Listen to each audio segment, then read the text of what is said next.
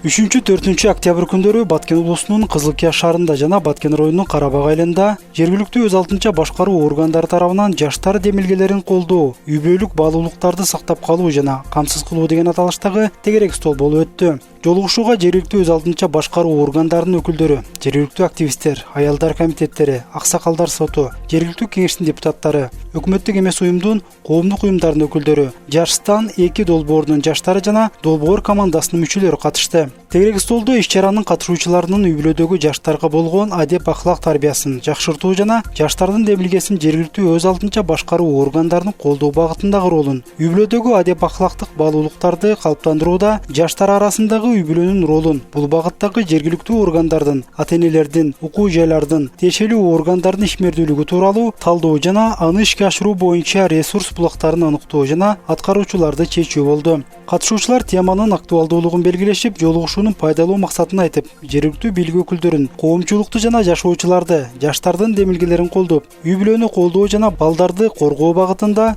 дайыма талыкпай өз салымын кошууга чакырып кетишти. Белгилей кетсек, аталган иш-чара Жашстан 2 жаштар Кыргызстандагы тынчтыктын жана туруктуулуктун элчилери долбоорунун алкагында тынчтык демилгелери коомдук бирикмеси менен жалпы кызыкчылыктарды издөө эл аралык уюмунун кызматташтыгында өткөрүлүүдө.